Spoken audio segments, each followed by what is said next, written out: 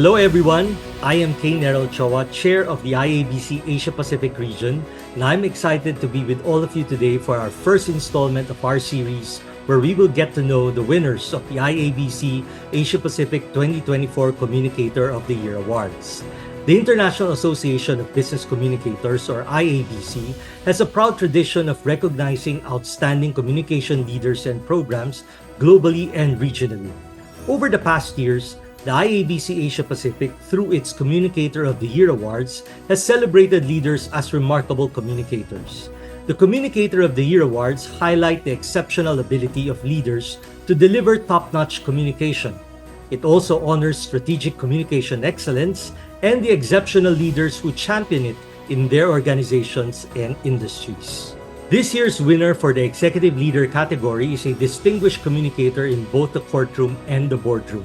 As the chairman and immediate past CEO of GMA Network, he is renowned for his clear vision, unwavering integrity, and viewer-centric approach. And before being an iconic leader in the media, he was a blue-chip lawyer, a formidable courtroom gladiator, and a distinguished member of the Philippine Air Negotiating Panel. He finished in the top 10 of the University of the Philippines Law Class of 1962. Ladies and gentlemen, please join me in honoring the 2024 Communicator of the Year in the Executive Leader category, Atty. Felipe Gozon. Good afternoon, Atty. Gozon, and congratulations on your award as this year's Communicator of the Year Executive Leader. Thank you. As a leader who has successfully navigated multiple industries and sectors, including your role as chairman and immediate past CEO of GMA Network, how has communication helped you navigate through these different fields as a leader that helped you earn the trust of your employees, partners, clients, and other stakeholders? Well, communication is really very important in whatever you do, whether in the practice of law or running a company like GMA Network. By the way, I'm still a partner in my law firm, the Felipe Gozon, Parel, Asuncion, and Lucila. But I am no longer very active because after I have joined GMA Network. Now, in both of my responsibilities and functions as a partner in the law firm and as past CEO of GMA Network, clearly communicating our near-term and long-term goals and what we need to do to achieve them is very vital, very crucial, and that has helped me a lot in navigating and succeeding in these different fields. For me, honest communication results in trust, which is necessary in our relationship with others.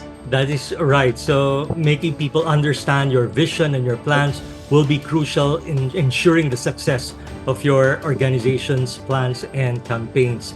And you mentioned earlier about honest communications. I know that you are one leader who has a strict policy against dishonesty, both professionally and personally, both in GMA and in your law firm. And I'm just curious, and you can share with us your thought process. How do you determine the accuracy and reliability of information, considering the amount of information that we have today across different media platforms? How do you validate or vet all these information that people share with you? Well, as you know, because of the proliferation of information today in both traditional and digital media and the great influence of media on the public, we need to be more careful and responsible in choosing what information to communicate and what news to report. As the uncle of Spider-Man said, with great power comes great responsibility. So we should try to report only news that is direct from the source of the truth, or the truth of which is verified from the source. We should try to do that. And whenever there are two sides to an issue, we should earnestly try to get both sides, or at least the sides of those people who represent the sides that are competing with each other.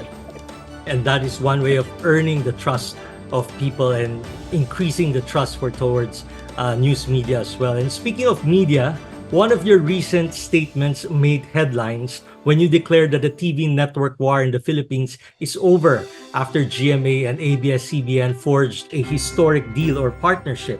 What do you think this partnership has communicated to your audiences and industry stakeholders as well? I think it is obvious. It has imparted the audience that there will be cooperation between the erstwhile competitors. And this is for the benefit really of the public. Whenever there is really no permanent competition like permanent enemies, there comes a time when it becomes mutually beneficial for even prior competitors to cooperate with each other. And that's what happened. And that indeed is already marked the start of probably an era of collaboration and partnerships in the media industry as well. And as times continue to change and the communication landscape evolves along with other industries, what's one valuable piece of advice you'd like to share with our communication leaders and professionals listening to us right now? Well, if you don't mind, I have more than one advice. Sure. Always stick to the truth in communicating information and reporting news. Next, report the news in a strictly objective and unbiased manner. And last, try to be at the forefront and the leader in this ever-changing and ever-evolving communication landscape. And finally, study the operations of your enterprise. This will enable you to craft communication that is rooted in the context of your organization. Truthful not only to our audiences but also to our employees, internal stakeholders, and gaining their support and trust is also very crucial.